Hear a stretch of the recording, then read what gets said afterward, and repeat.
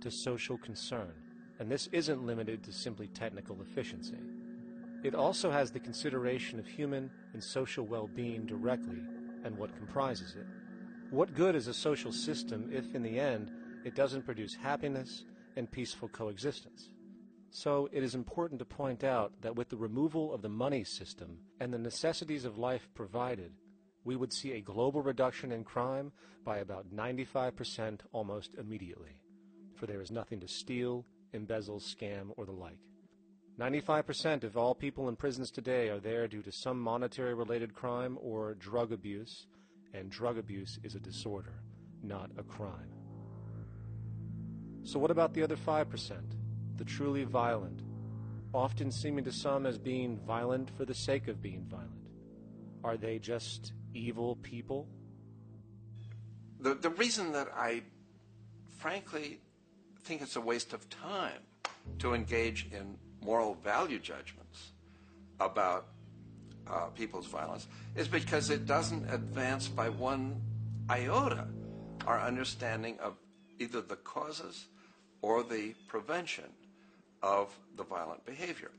People sometimes ask if I believe in forgiving criminals.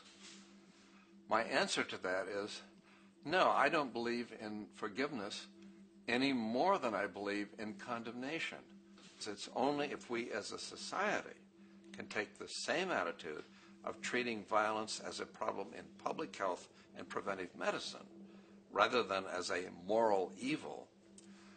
It's only when we make that change in our own attitudes and assumptions and values that we will actually succeed in reducing the level of violence rather than stimulating it, which is what we do now. The more justice you seek, the more hurt you become, because there's no such thing as justice.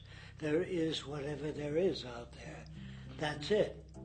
In other words, if people are conditioned to be racist and bigots, if they're brought up in an environment that advocates that, why do you blame the person for it? They're a victim of a subculture.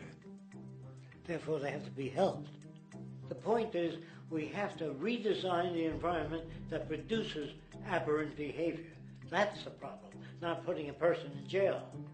That's why judges, lawyers, freedom of choice, such concepts are dangerous, because it gives you misinformation that the person is bad or that person is a serial killer. Serial killers are made, just like soldiers become serial killers with a machine gun. They become killing machines, but nobody looks at them as murderers or assassins, because that's natural. So we blame people. We say, well, this guy was a Nazi, he tortured Jews. No, he was brought up to torture Jews. Once you accept the fact that people have individual choices and they're free to make those choices, free to make choices means without being influenced. And I can't understand that at all. All of us are influenced in all our choices by the culture we live in, by our parents, and by the values that dominate. So we're influenced. So there can't be free choices. What's the greatest country in the world? The true answer, I haven't been all over the world, and I don't know enough about different cultures to answer that question. I don't know anybody that speaks that way. They say, it's good old USA, the greatest country in the world. There's no survey. Have you been to India? No. Have you been to England? No. Have you been to France? No. What do you make your assumptions on? They can't answer. They get mad at you. They say, well, goddamn it, who the hell are you to tell me what to think? You know, don't forget, you're dealing with aberrated people. They're not responsible for their answers. They're victims of culture. That means they've been influenced by their culture.